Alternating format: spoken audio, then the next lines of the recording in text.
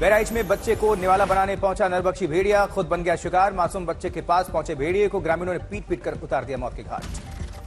मध्य प्रदेश के जबलपुर के एक होटल में बड़ा धमाका हुआ। हादसे में एक शख्स की मौत, 8 लोग जख्मी बताए जा रहे हैं। साउथ 24 परगना में नाले में संदिग्ध अवस्था में मिला एक लड़की का शव, जांच में लगी है पुलिस। वहीं फतेहपुर में पटाखा फैक्ट्री में विस्फोट, हादसे में पिता और बेटे की मौत, परिवार में मातम। बेंगलुरु में इंडिगो एयरलाइंस का बुकिंग सिस्टम अचानक फेल हो गया, एयरपोर्ट पर लंबी कतारें, उड़ानों पर भी असर। गोंडा में रेल की पटरी पर दौड़ी कार, तेज रफ्तार कार को सीज करके रेलवे ने किया मुकदमा दर्ज। वहीं सहारनपुर में टोमेटो सॉस की फैक्ट्री पर खाद्य विभाग ने छापेमारी की, 800 किलो टोमेटो सॉस को नष्ट किया गया। झांसी में डांडिया कार्यक्रम में हंगामा, 21 लोग पुलिस हिरासत में। कार्यक्रम स्थल में आधार कार्ड और परमिशन चेक कर रहे थे आरोपी। रामगढ़ में पुलिस की पीसीआर वैन ने 2 युवकों को कुचल दिया, सैकड़ों की संख्या में घुसाए ग्रामीणों ने रास्ता जाम कर लिया, लगाई न्याय की गुहार। उधर बिहार छपरा में लाल बालू के पासिंग माफियाओं के साठगांठ के आरोप में पूरा थाना हुआ निलंबित। उच्च अधिकारी ने बोला जल्द लिया जाएगा और एक्शन। यूपी में फिर ट्रेन पलटाने की साजिश, ललितपुर में ट्रैक पर रखा 6 फीट का सरिया इंजन में फंस गया, निकलने लगी चिंगारियां।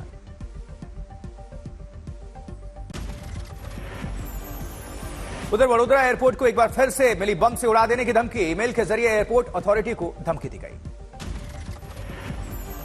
और वहीं देवबंद में पनीर फैक्ट्री पर खाद्य सुरक्षा विभाग की छापेमारी, 8 क्विंटल पनीर नष्ट किया गया, नमूने जांच के लिए भेजे गए।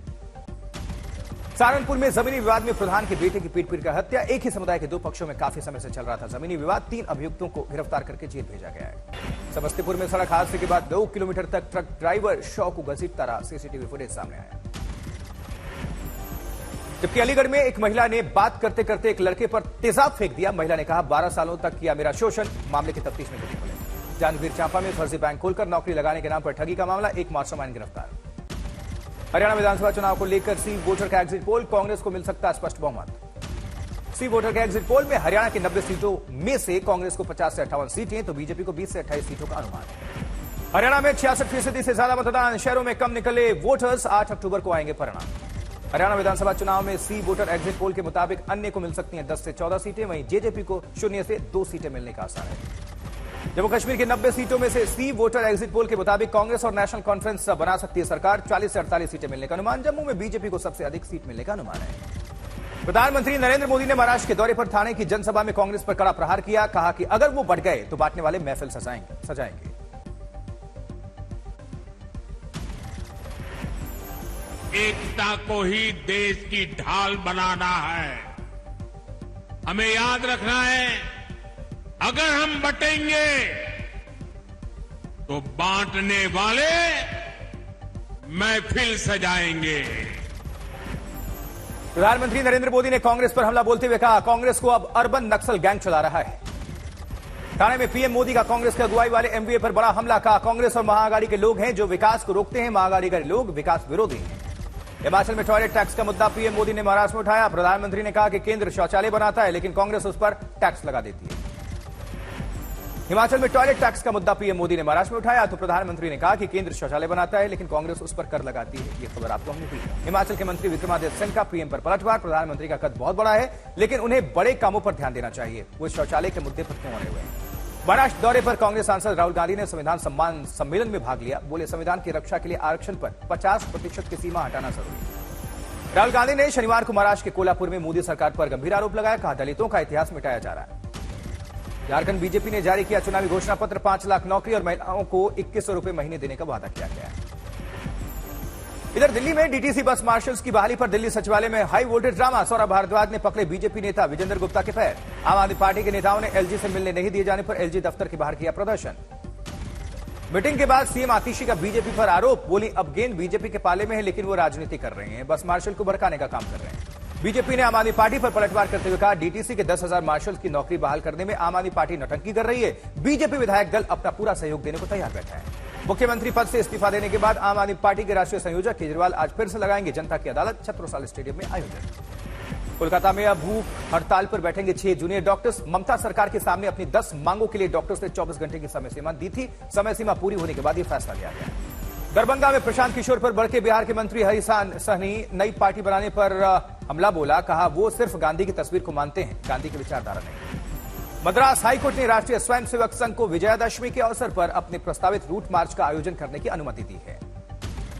दिल्ली मेट्रो की येलो लाइन पर देरी से चलेगी metro. Millennium city centre Gurugram के लिए पहली ट्रेन सेवा सुबह 6 बजे की जगह सुबह 6:45 पर चलेगी। आईएएफ का चेन्नई के मरीना बीच पर मेगा एयर शो का रिहर्सल 8 अक्टूबर को एयरफोर्स का फिनाले। हिंदू धर्मगुरु यति नरसिंहानंद के खिलाफ हैदराबाद पुलिस ने दर्ज की एफआईआर, नफरती बयान देने का आरोप।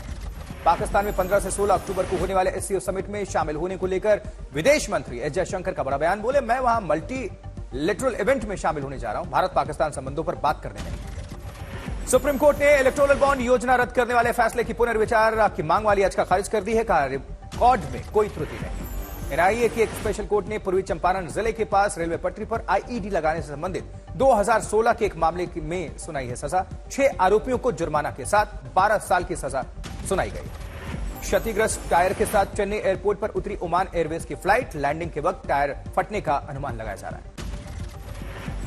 बुलंदशहर में मुस्लिम समुदाय के प्रदर्शन और फायरिंग के बाद बड़ा एक्शन। कुल 16 आरोपियों को मामले में गिरफ्तार किया गया। वरंगल के एक मंदिर में दर्शन करने गए शख्स ने खुलासा किया कि मंदिर में खाने में निकला कीड़ा। मंदिर प्रबंधन वालों ने बताया छोटी सी गलती, निकाला शख्स को मंदिर से बाहर।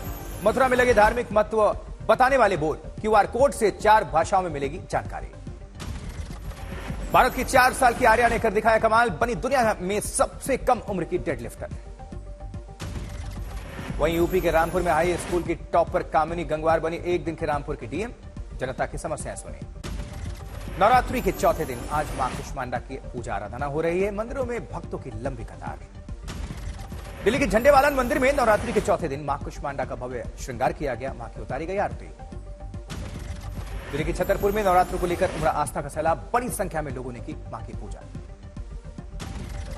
उधर कटरा में मां वैष्णो देवी के दर्शन के लिए उमड़ा आस्था का सैलाब, भक्तों ने लगाए जय माता दी के नारे।